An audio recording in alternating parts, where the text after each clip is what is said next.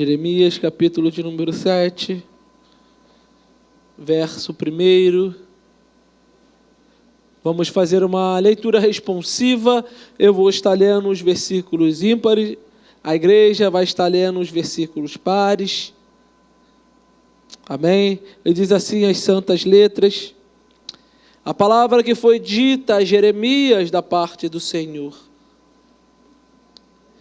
Vamos de novo, para ensaio ficou bom, mas agora está valendo. Versículo 1. A palavra que foi dita a Jeremias da parte do Senhor.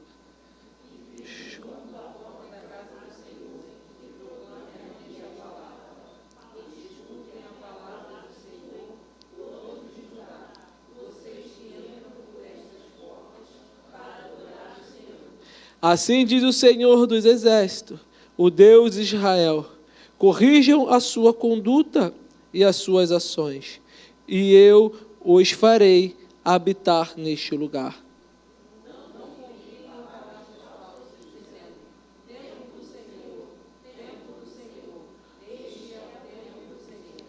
Mas se de fato emendarem os seus caminhos e as suas ações, se de fato praticarem a justiça, cada um com o seu próximo,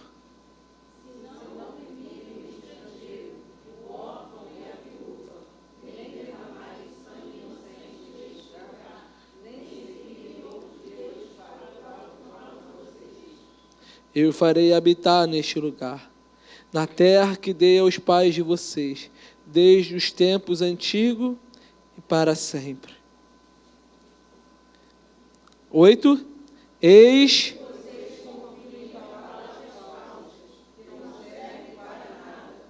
o que é isso? Vocês roubam, matam, cometem adultério, juram falsamente, queimam incensos a Baal e que outros deuses que vocês não conheciam no passado.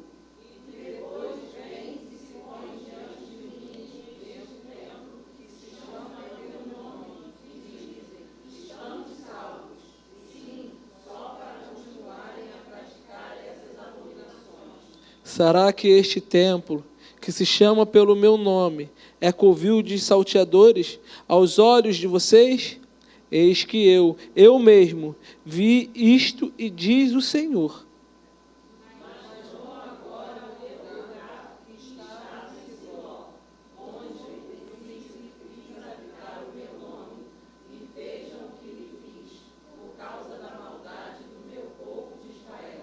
Agora, visto que vocês fazem todas estas obras, diz o Senhor, eu falei muitas e muitas vezes, mas vocês não me ouviram.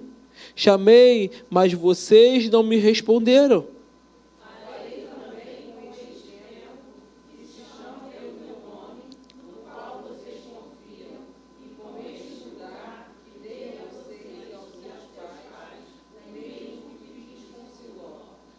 Vou expulsar vocês da minha presença, como eu expulsei todos os seus irmãos, toda a posteridade de Efraim. Vamos orar. Senhor Deus e Pai, a Tua palavra, Senhor, nos constrange. E por isso, ó Deus, pedimos misericórdia. Tenha compaixão de nós, porque somos falhos, Senhor, e não somos melhores que os nossos antepassados, Deus. Que a Tua graça esteja sobre nós sempre, e que Teu amor nos envolva, e que possamos sempre, Senhor, Te adorar em espírito e em verdade. Não largue as nossas mãos, não deixe de ter misericórdia de nós. Que o Teu amor, Senhor, sempre nos acompanhe. E que Teu povo, Senhor, possa saber que não está só. Porque ai de nós, Senhor, se o Senhor não estiver na nossa frente. Te pedimos, ó Pai, tenha misericórdia de nós. Compadece-te de nós. Perdoa os nossos pecados e as nossas falhas, que são muitas. E que o Senhor, Pai, sempre estenda as suas mãos de misericórdia para as nossas vidas. Amém. Que Deus abençoe. Tome o seu assento, por gentileza.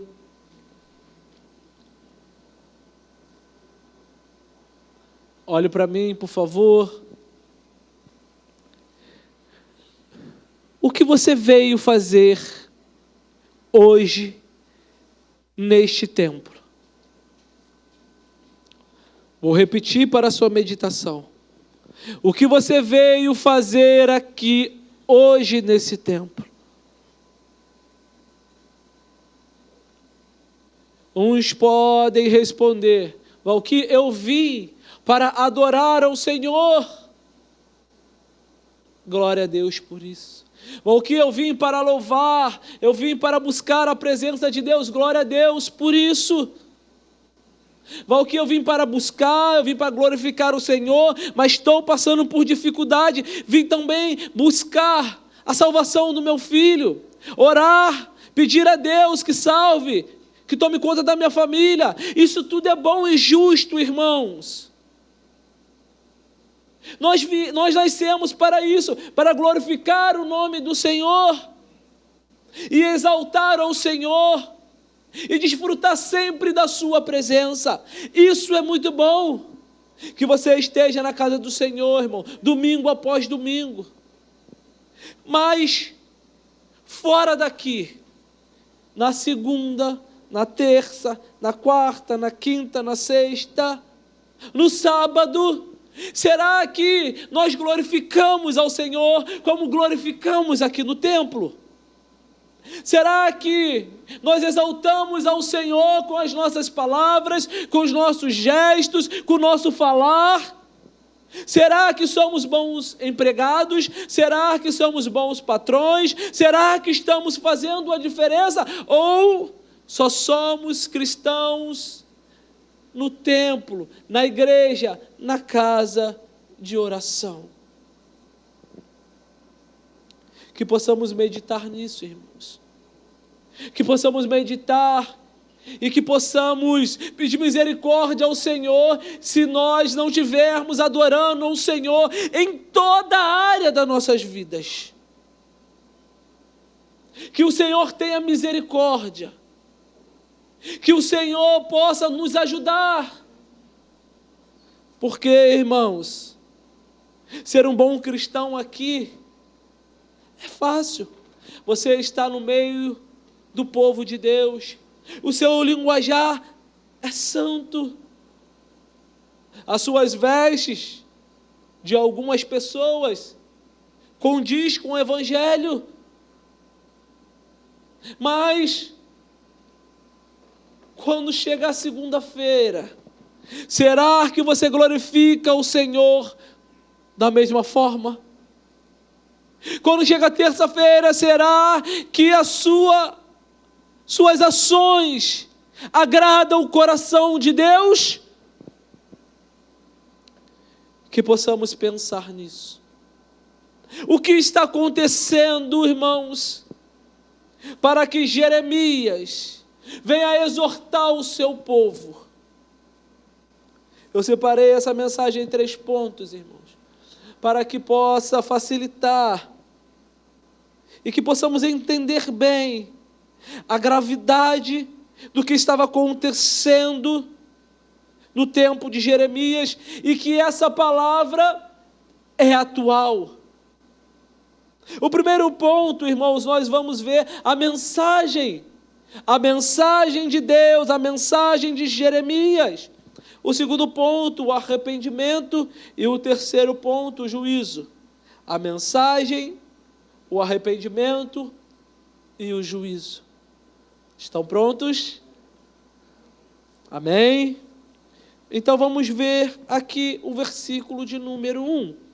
A palavra que foi dita a Jeremias da parte do Senhor: fique junto à porta da casa do Senhor e proclame ali esta palavra.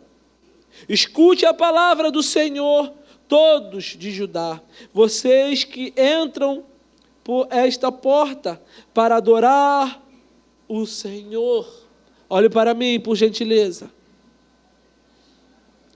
O Senhor levantou Jeremias para ser um profeta.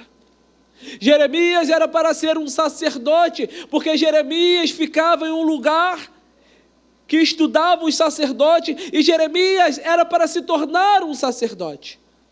Mas o Senhor, no capítulo 1, vai levantar Jeremias como um profeta. Se você lembrar, Jeremias vai dizer para o Senhor: Senhor, eu não sei falar, Senhor, eu sou novo. Mas o Senhor vai falar para Jeremias: Jeremias, eu colocarei as minhas palavras na sua boca. E Jeremias, irmãos, se torna um profeta do Senhor. E no capítulo número 7, o Senhor dá uma ordem para Jeremias: Jeremias, você vai sair do seu aposento, você vai ao templo na casa do Senhor, provavelmente, olhe para mim, por gentileza, amém? Obrigado. Provavelmente, aqui diz os estudiosos que era algumas da festa anuais, e o povo, irmãos, todo migrava para Jerusalém para adorar o Senhor. A cidade estava cheia. Um momento estratégico para o Senhor falar aquilo que o povo precisava ouvir. E o Senhor disse para Jeremias: vai para o templo, e quando você chegar à escada do templo, diz essas palavras.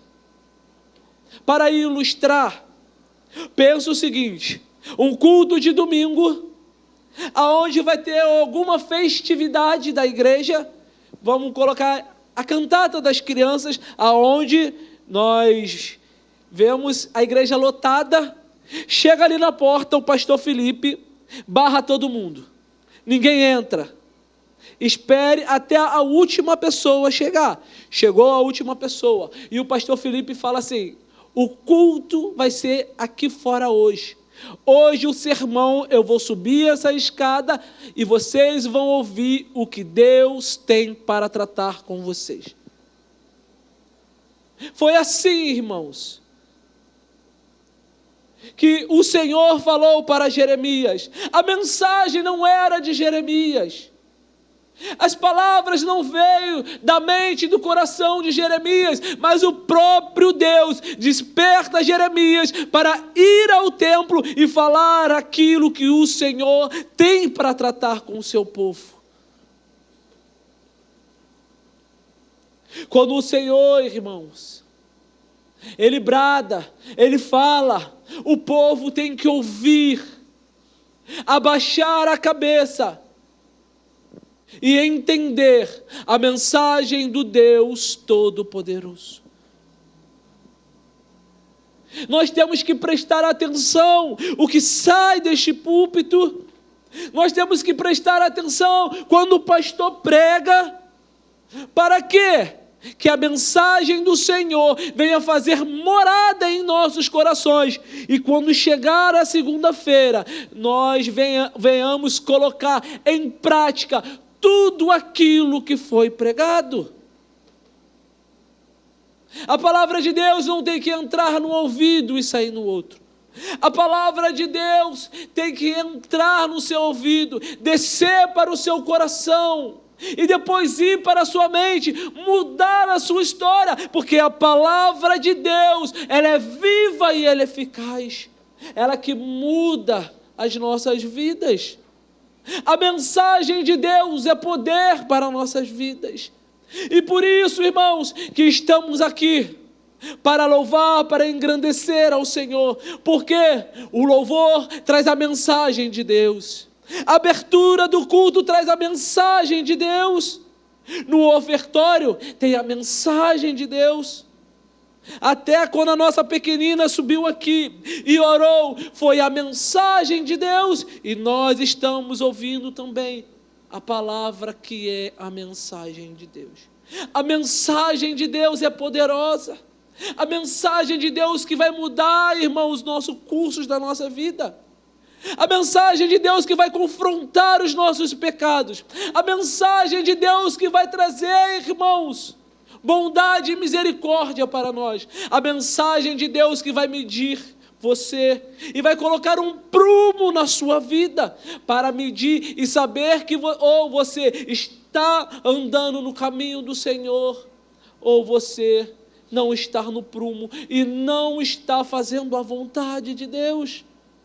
É a palavra, é a mensagem. Por isso o culto todo, irmãos, é guiado pela palavra, a mensagem do Senhor. Esse é o primeiro ponto, a mensagem do Senhor. E através dessa mensagem, quando Jeremias entra no templo e sobe a escada, e as pessoas vão ouvir a mensagem que Deus tinha para elas. E olha que mensagem, irmãos. Diz assim o versículo 3: assim diz o Senhor dos exércitos: corrijam a sua conduta e as suas ações, e eu farei habitar neste lugar. Olhe para mim. Então nós vamos analisar que o povo de Jerusalém, escolhido pelo Senhor, estava fazendo alguma coisa que não estava agradando o Senhor. O caminho daquele povo, irmãos, não era um caminho reto, justo, diante do Deus vivo. Porque o Senhor fez prodígios e milagres por esse povo. Coisas extraordinárias. Esse povo viu. Contaram para os seus filhos. Ouviram o poder de Deus. Mesmo assim, esse povo preferiu se prostituir. Se você ver o livro de Jeremias, você vai ver ele usando essa palavra, que o povo se prostituiu. O povo preferiu adorar outros deuses. O povo se dobrou a Baal. Preferiu, irmãos, adorar um Deus que não fala, que não vê, do que o Deus poderoso, vivo e santo, que governa todas as coisas no seu trono. Esse povo, irmãos, tinha que se consertar com o Senhor. Assim diz o Senhor dos exércitos, o Deus de Israel: corrijam a sua conduta e as suas ações, e eu farei habitar neste lugar. Não confie em palavras falsas dizendo: templo do Senhor, templo do Senhor. Este é o templo do Senhor. Olha para mim. Esse povo estava errado, andando, irmãos, na idolatria, e fora outras coisas que nós vamos ver, mas eles confiavam no templo. O templo estava em Jerusalém, e o que o templo simbolizava para aquelas pessoas? A presença de Deus no meio do seu povo. E eles diziam: nós temos a presença de Deus, a presença de Deus está conosco, mas eles não viviam conforme a vontade do Senhor.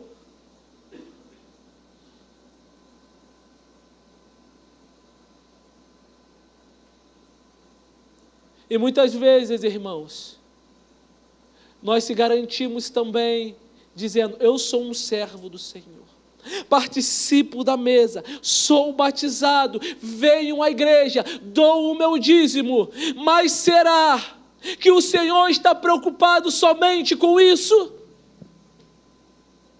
Será que as nossas vidas, irmãos, está agradando ao Senhor? Porque a vida desse povo não estava agradando ao Senhor.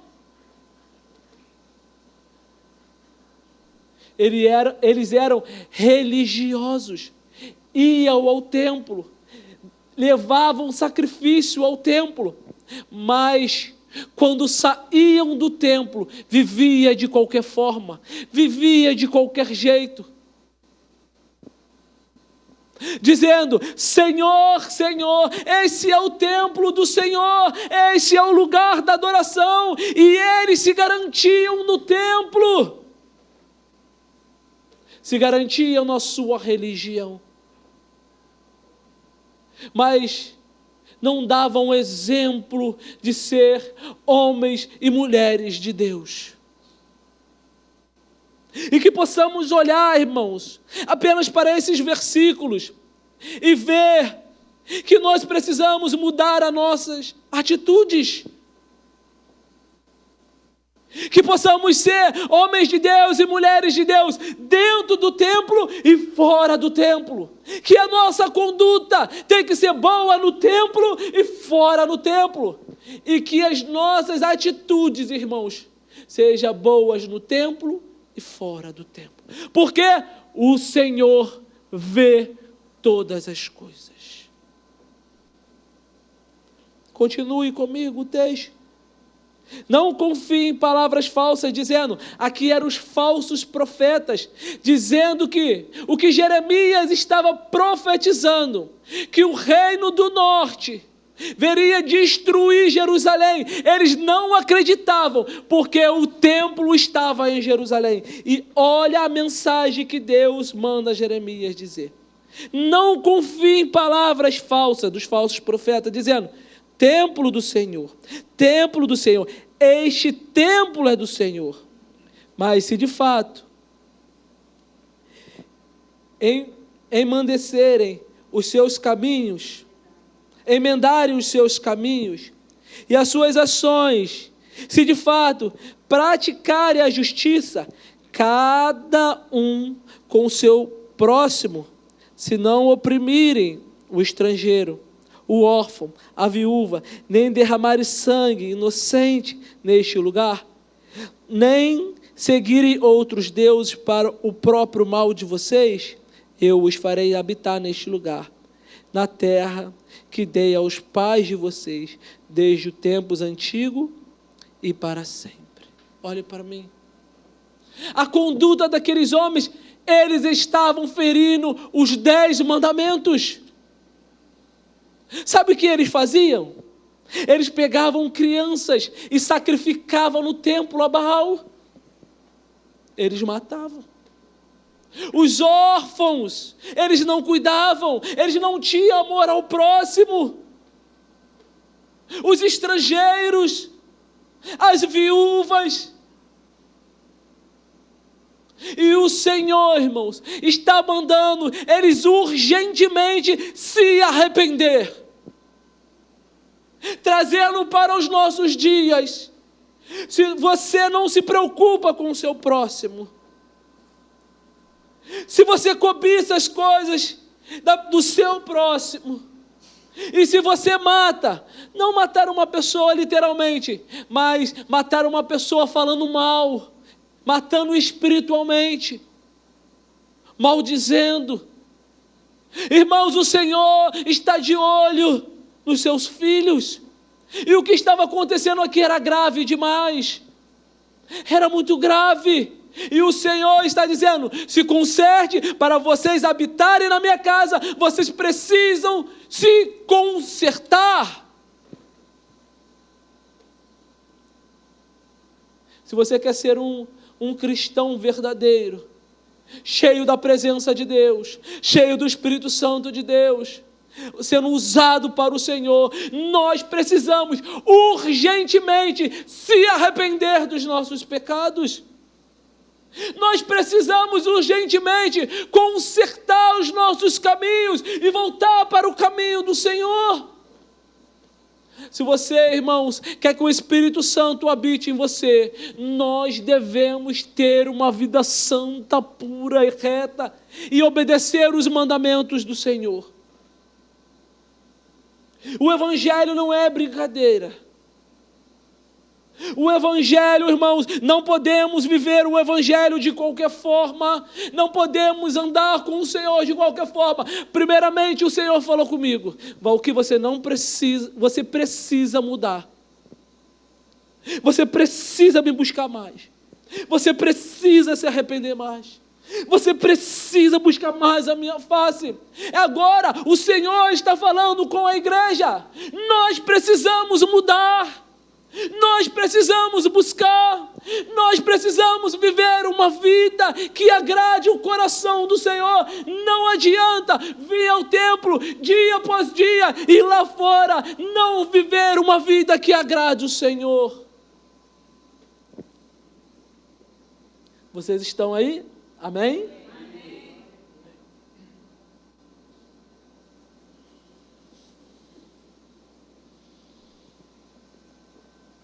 E o texto continua. E eu farei habitar neste lugar, na terra que dei aos pais de vocês, desde os tempos antigos e para sempre. Há uma promessa. Há uma promessa, não do homem, mas de Deus. Se vocês andarem em retidão, se vocês forem fiel ao Senhor, vocês vão habitar na terra que eu dei aos seus pais. O Senhor, irmãos, mesmo o povo falhando, mesmo o povo sendo cruel, mesmo o povo não dando ouvido ao profeta, mesmo o povo sacrificando os seus filhos no altar de Baal, o Senhor, mesmo assim, é amoroso, bondoso, e está dizendo: se vocês se arrependerem, eu vou dar a terra que eu prometi aos seus pais. Vocês vão desfrutar dessa terra, vocês vão comer o melhor dessa terra. Mas o povo, irmãos, preferiu continuar em seus pecados e em seus maus caminhos. O Senhor, Ele tem muita paciência comigo e contigo. O Senhor tem muita paciência do Valquir, porque o Valquir é teimoso. O Valquir, ele precisa de buscar mais, mas muitas vezes o sono, muitas vezes a correria do dia a dia não deixa o Valquir buscar o Senhor como ele tem que ser buscado. E será que é assim com você? E será que você também passa por esse processo? Mas, irmãos, a prioridade das nossas vidas é o Deus Todo-Poderoso, que enviou o seu Filho e deu Ele em nosso lugar. Então, irmãos, como vamos viver uma vida rasa perante esse Deus santo e poderoso e temível?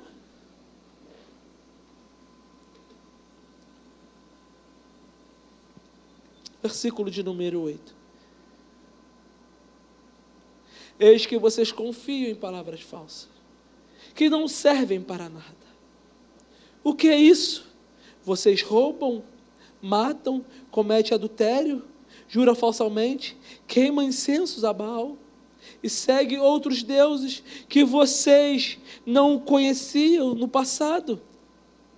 E depois vêm e se põe diante de mim, neste templo, que se chama pelo meu nome, e dizem: estamos salvos. Sim, só para continuarem a praticar essas abominações. O que a palavra de Deus está dizendo aqui? Eles roubam, eles são idólatras, eles vivem de qualquer forma, mas quando chega o dia da adoração, eles vão ao templo como nada tivesse acontecido e choram, e buscam, e batem palma, e cantam, e choram de novo, mas o Senhor está vendo. O Senhor está vendo. O Senhor está vendo as práticas. O Senhor está vendo o caminho, o Senhor está vendo as falas, o Senhor está vendo os gestos, e que nós possamos olhar para esse texto e hoje nos arrepender dos nossos caminhos. Porque esse povo teve a oportunidade de se arrepender e não se arrependeu. E você e eu temos a oportunidade de se arrepender e voltar para os pés do Senhor. O que é isso? Vocês roubam, matam, cometem adultério, juram falsamente, queimam incenso a Baal e seguem outros deuses que vocês nem conheciam no passado. E depois vêm e se põem diante de mim neste templo, que se chama pelo meu nome, e dizem: estamos salvos. A religião não salva ninguém. O homem religioso não se salva. A salvação é mérito de Deus, é bondade de Deus, é graça de Deus. Mas quando o Senhor nos salva, Ele nos chama a boas obras. Ele nos chama a andar como Ele andou, a rejeitar as coisas do passado e viver em novidade de vida, em mudar a nossa mente, metanoia, mudança de mente, mudança de atitude. Mas não adianta, se continuarmos pecando, falhamos e vir para o templo e pensar que vamos ser salvos porque estamos indo para o templo. Engano! Engano, não é para mim.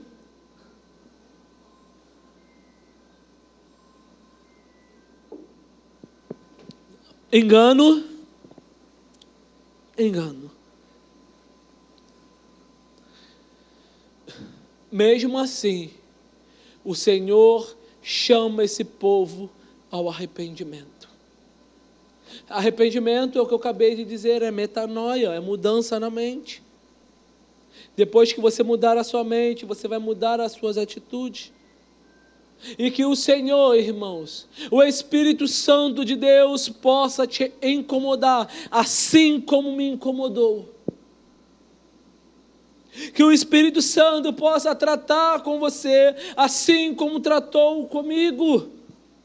Porque você pode perguntar para quem prega aqui nesta igreja, que quando a mensagem, pelo menos eu sou assim, e creio que meus irmãos também são. Quando o Senhor te dá uma mensagem, quando o Senhor fala ao teu coração, é porque primeiro Ele quer tratar com você. Ele quer mudar a sua vida. Ele quer mudar a sua história, porque sempre, irmãos, temos que nos arrepender dos nossos pecados. Nós somos falhos mesmo. Nós somos pecadores. Nós precisamos desse Deus eterno, porque se não fosse o Senhor, ai de nós. Se não fosse a graça de Deus, a misericórdia de Deus, ela acorda primeiro que você, ai de você.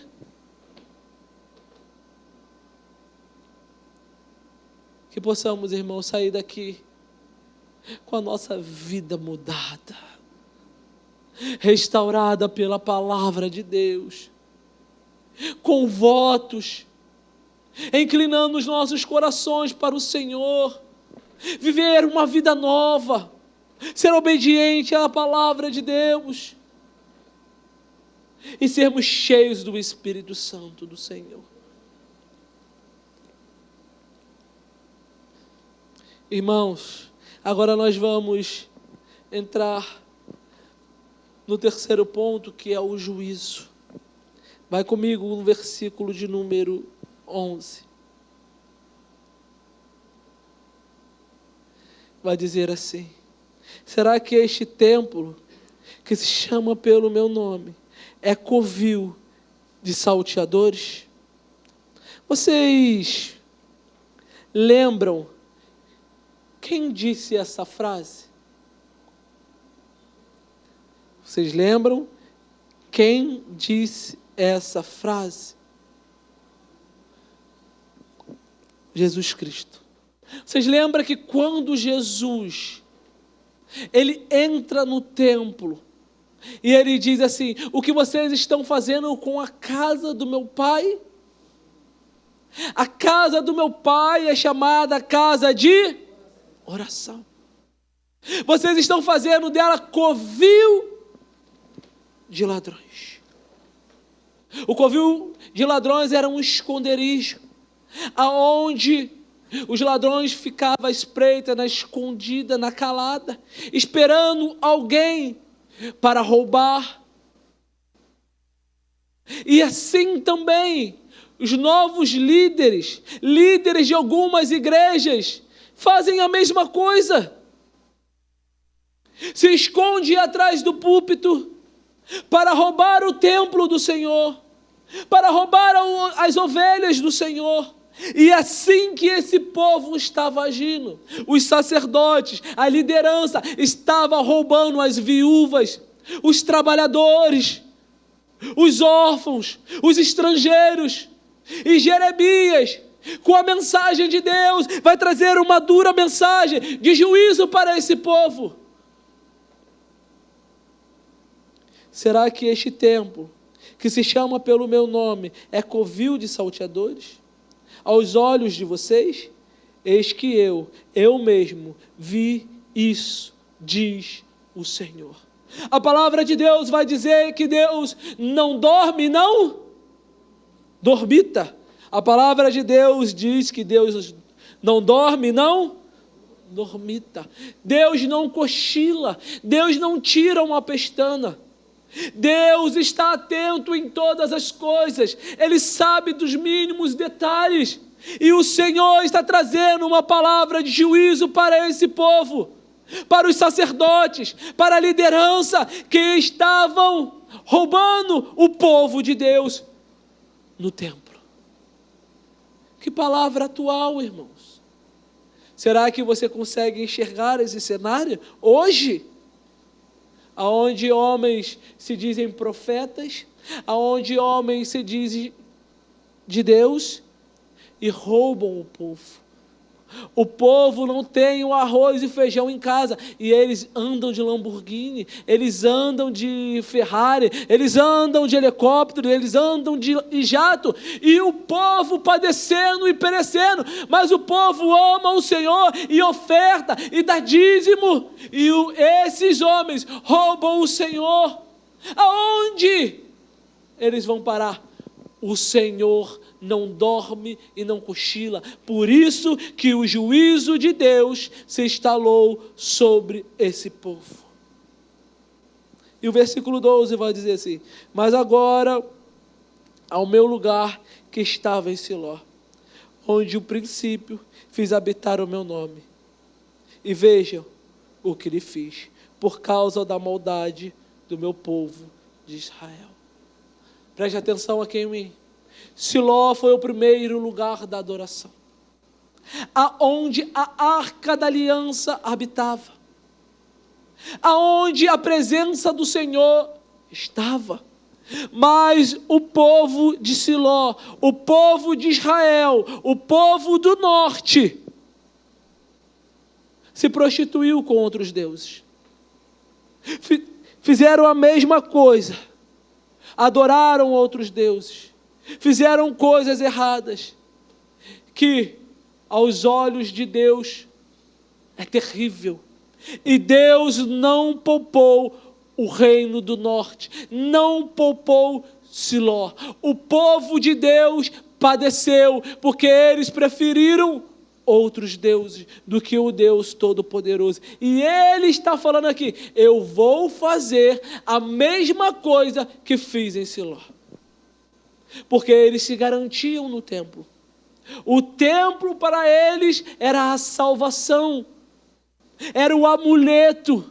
Se nós temos o templo, se o templo está em Jerusalém, nós estamos salvos, porque o templo era a presença de Deus no meio do povo.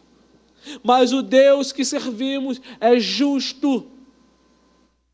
Se o povo andar com Ele, será salvo, comerá o melhor dessa terra, verá prodígios e milagres. Mas esse povo virou as costas para o Senhor, e o Senhor está dizendo: eu vou castigar esse povo.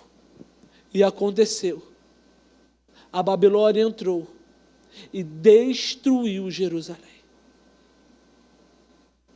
O nosso Deus é amor. A salvação pertence ao Senhor, mas Ele tem um atributo também que se diz: Deus é justo, e a sua justiça não pode ser jogada fora. Ele é justo. Se você andar no caminho do Senhor, buscar o Senhor, viver uma vida reta, Ele vai estar com você, Ele vai te guiar, Ele vai te proteger. Mas agora, se você desprezar o seu Deus, a justiça do Senhor tem que chegar até você e até mim. Falando isso com muito temor e tremor. Arrependimento urgente. Arrependimento expresso. É para ontem. O que nós precisamos não é rasgar as nossas vestes, é rasgar os nossos corações, para que o Espírito Santo de Deus habite em nós, faça morada em nós, e que possamos, irmãos, alegrar o nosso Deus, que é todo-poderoso. Mas ele continua o texto, versículo de número 13.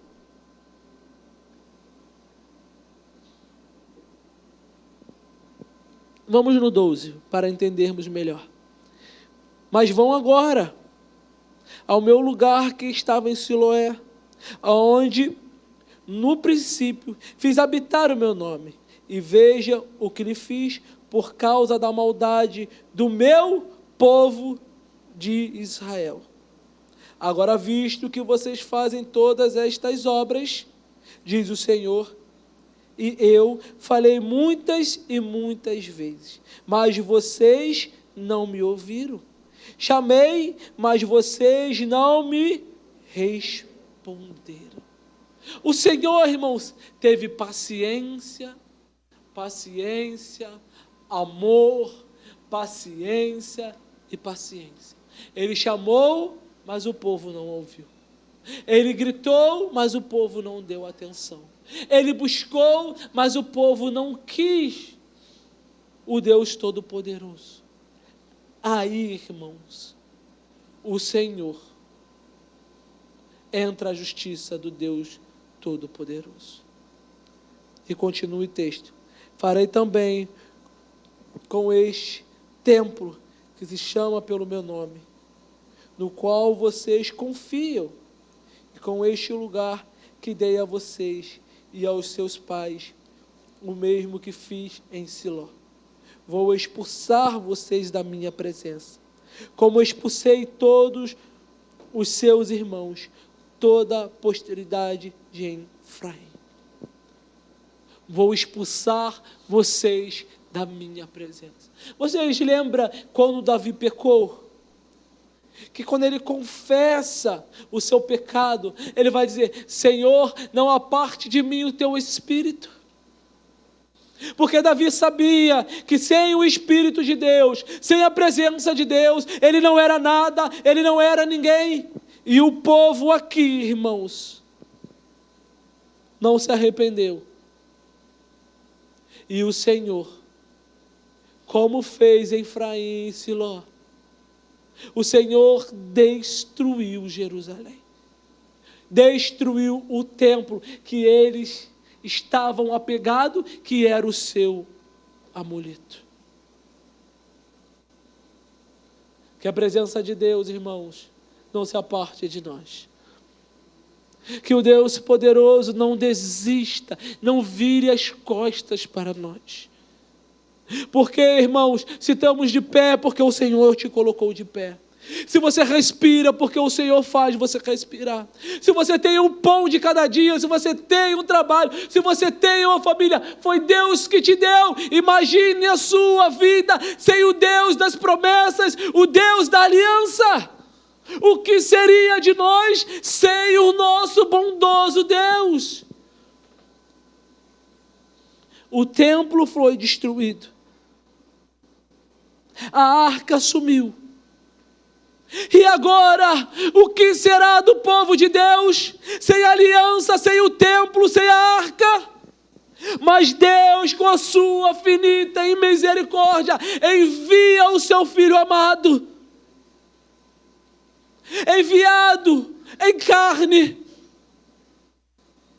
E aquilo que era contra você, que era contra mim, os nossos pecados, as nossas mazelas, os nossos erros, Cristo Jesus cravou no madeiro, para que você tenha vida, para que possamos buscar ao Senhor. A ira de Deus ia destruir o seu povo, mas o Senhor Deus, o Jesus de Nazaré, aplacou a ira de Deus, e hoje, irmãos, temos livre acesso ao Pai. Então devemos nos arrepender dos nossos pecados e ir para Cristo, viver em intensidade, amar o Senhor acima de todas as coisas. Esse é o evangelho genuíno e verdadeiro. Apóstolo Paulo vai dizer assim, em 1 Coríntios capítulo 6, versículo 19: vocês não sabem que vocês são templo do Espírito Santo. Jesus morreu, na sua ascensão, Ele não nos deixou órfãos, o Espírito Santo desceu. E Deus não habita mais em templo feito por mãos de homem. Ele habita em você, Ele habita em mim. Olha o privilégio. O Senhor, o Deus que criou todas as coisas, o Espírito Santo de Deus, habita em você, habita em mim. Então, vamos nos arrepender, vamos andar em retidão, vamos andar de uma maneira que agrada ao Senhor, que possamos nos arrepender verdadeiramente, que possamos nos curvar e pedir perdão ao Deus vivo e verdadeiro. Preste atenção, você tem uma grande responsabilidade. O Espírito Santo de Deus habita em você. Você é o templo do Espírito Santo. A natureza divina de Deus habita em você e habita em mim. E vamos andar igual o povo de Jerusalém, que virou as costas para o Senhor? Vamos andar de uma forma que não agrada ao Senhor? De segunda a sábado, fazendo a vontade da nossa carne, e chegando no domingo, levantando as nossas mãos e adorando ao Senhor? Essa adoração é falsa.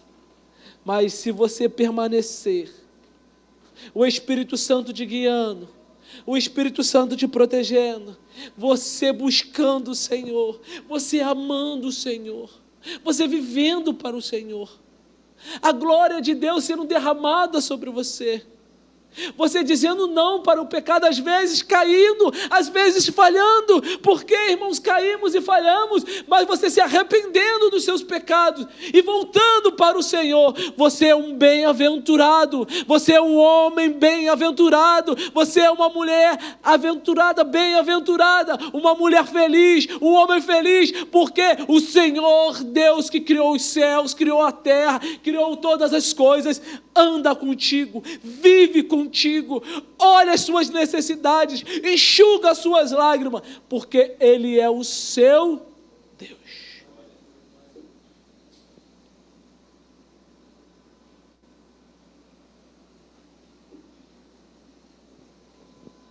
Olhando para o